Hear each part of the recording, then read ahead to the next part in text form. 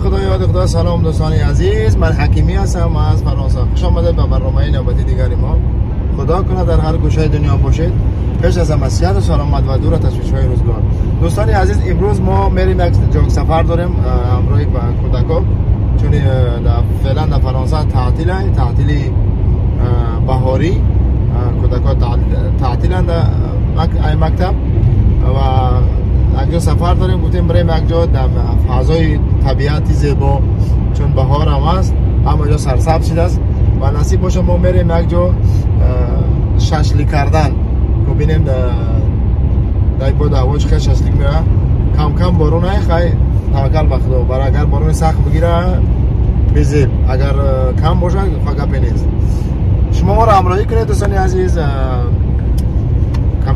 کامنتر فراموش نسازید، حتما لایک پدیلیت و کسانی که در کانال ما آبونه نشدن آبونه شوید دوستان عزیز و هر چیز زودتر و بیشتر لایک بگیرد مردم دیگه تاجیکای دنیا هم ببینن که تاجیکای فرانسه چگونه زندگی و فعالیت دارن. خب دیگه بریم با هم تماشا کنیم چندی از منظرهای طبیعت و بعد رفتیم رسیدیم ان شاء الله با اون طرف هم نوار میگیریم.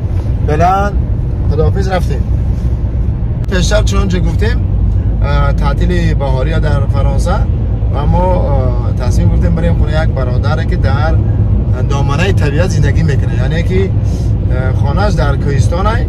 ما خیلی گفتی که پا در تجربه میشیم، خانه از حولیه در کوهستانی، جای مثلا منظره های کوهستانی داره جاش.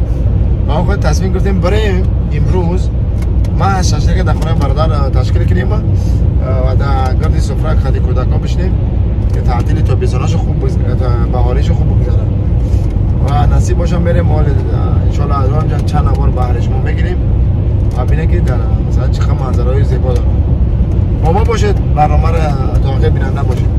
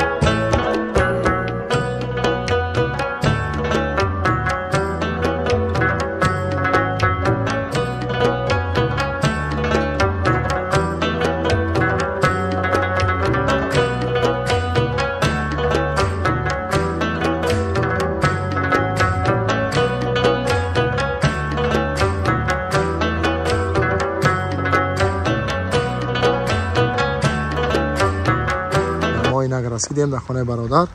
چنانچه گفتم خانه برادر در کوهستان است. خیلی هم جای زیبا و دیدنی، طبیعتش خیلی زیبا هم است. طبیعت بیدار شده است ان شاء الله. تمام اینجا سرسبز، خرم، زیبا و دیدنی. این طرف ببینید شهر، خانه‌های حولی هم بیشترش در این شهر. این بالا ده چند اتاژه و دامای چند. این طرف همه دامای چند حولی. اینا دوستان عزیز خانه حولی برادر که اومدیم، نصیب باشه اینجا باش ششلیک کنیم. همراه ما باشه دوستان عزیز، میریم در طرفی ششلیک کردن. اگه شرایط هم دونین این خانه برادر چون گفتیم خانه حولیگیه دی اتاژه و ما هم متاسفانه چون گفتیم بارون بیرون برآمده نشید، خواستیم در بیرون کنیم در فضای آزاد، نه که در تای همین پردیس کایسیم در گفتی که پا تای همین لسنیساش. اینا گفتی که پا منقله که ما رو بی منقله که اینا گفتی که پا گوشتای دیگه هم در اینجا هستن که باید چند دقیقه بعد آماده شوند. دوستان عزیز دیگه گفتی که پا که چند بیشتر خبر کنیم ما امروز نصیب باشه ششلیک میکنیم. که ششلیک های تویستان بخچه اینجا هم خیلی های چیزش چی میگن منقله دیگه در خانه گفتیم که برادر اومدیم در کوهستان های اینا نگاه کنید طبیعت زیبا اینجا رو بینیم. این نگاه کنید این هم حولی که برادر های، این هم درختاش گل کرده، این درخت پالمش هم دیگه متاسفانه هم تبارون های که هم مجو گفتی گپا که تاره شرخست بارون های. دوستان عزیز دیگه شروع کردیم با ششلیک کردن و نصیب باشه که ما با نوارها را گرفته میریم. با ما باشید. این آتش چیرم سر دادیم. چی میگن در اینجا کمرها اینجا هم خیلی هن. چی میگیم کمر میگیم چی میگیم کمر چیزاشون هم داری چوبی سوختگی های با فرانسه شغبان میگن با خدمه چوبی سوختگی و علاوش دار بوده دیگه خدا خواسش خدا پچو های بون. دوستانی از این گفتی که پاکی آتش ما هم علنگر رئیس هست در رفته سال خدا خواه این برادر باور که پروفسیونال بود نشد ششلیک کردن دیگه ببینیم که چی میشه با ما باشه. اینا میگن کلبسه خودمون میگیم چی میگیم ساسیسکا و ساسیسکای کیلواکی یا میگنش مرگز. این خیلی با مزه دوستان. اینجا دوستان عزیز ششلیکی گوشت گوسفند یعنی چی کردگیم چی میگن مارینوات کردگیم. اینجا که است گوشتی مرغ یا مارینوات کردیم خاصه 4 رمو دو گفتی گپو چی کردیم که باش که امروز ببینیم کدومش با مزه تر میه هموش ان شاء الله با هست در راه گوشت اومده است. اینا گفتی گپو که خریب ما است خدا خواه گوشت گوسفند کمتر بود با بسیارترش کردیم چون بچه‌ها ششلیک گوسفند بسیارتر دوست می‌دارن دیگه. اینا همین سیاهیش گم شود خدا خواه میپرتیمش نزدیک ما است بچه‌ها نزدیک ندارم یکم پارت گوشتش چی را موندیم گوشتی مرغ دیگه ببینیم که دیگه چی میشه. توکل به خدا. اینا رفته است خدا خواه بچه‌ها چسبید چی همین توشه که سیاه نشود. بعضی وقتا یکون گفت که میگم که سیاهی را بخری فایده هم داره کم کمکی سوختگی را نمیده بگو شوخی بده که گپ چی بود. یک تا شمولچاک داریم یک تا روی راست چپا میکنه یا تیگه این ششلیک نوبتی ما مرگز و ما ساسیسکا می باشن که دیم پاتاق یارا موندیم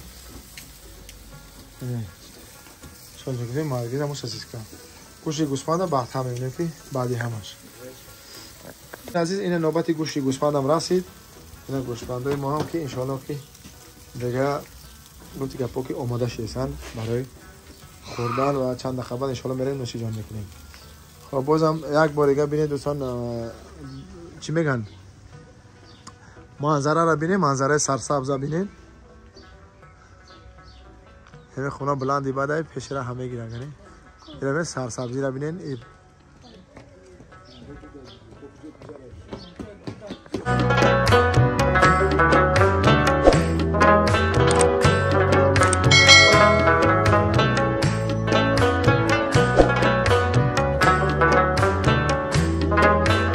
شکل ما هم آماده شد از چند نمود گوشت و این ساسیسکا و اینا با اجازه شما دوستان جاتون خالی متاسفانه ما انشالله که سر میکنیم به خوردن دیگه ببینیم که چی مزه میتن خب با ما باشید